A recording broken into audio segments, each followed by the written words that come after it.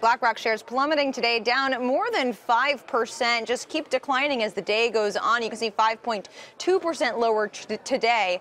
With BlackRock earnings, though, it all comes down to flows, whether capital is moving in or out of their various products.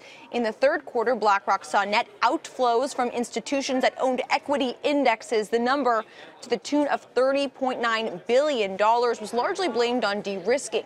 Chairman and CEO Larry Fink said institutional investors are dumping equities in favor of fixed income and cash. He said on Squawk Box this morning that he's seeing a sea change in sentiment among investors.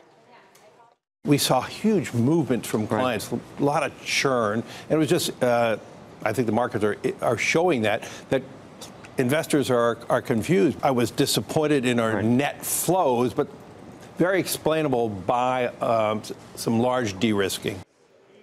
As evidence of this, Fink noted the major hedge funds that have closed their doors recently. Overall, assets under management swelled to $6.4 trillion, led by inflows into BlackRock's ETF product iShares. Fink said on their earnings call today, this is an astounding statistic, that he believes ETFs could double to more than $12 trillion in the next 5 years. He also raised the question of whether the market has reached its, quote, peak earnings, noting the margin pressure companies are facing by rising wages and modest inflation. He said that we're not quite at peak earnings yet, that we're still a few quarters away, though, guys. You know, I'm wondering, Leslie, if Larry Fink has ever said not to stay in the market, especially for a guy that's now managing, what did you say, $12 trillion worth of an ETF business? $12 trillion of an ETF business in 5 years. Exactly. It would go against kind of their business model to urge investors to sell out and put all their money in cash, right?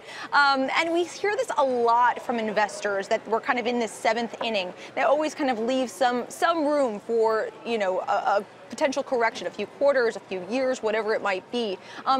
At the end of the day, it's difficult to tell, but one thing is for sure, and one thing he's noticing from the flows that he's seeing within their business is that he is noticing institutional investors de-risking. They're dumping equities in favor of fixed income and cash, and that is one thing that I think a lot of analysts missed in terms of creating their consensus for today's earnings, which is why you see the stock down so much.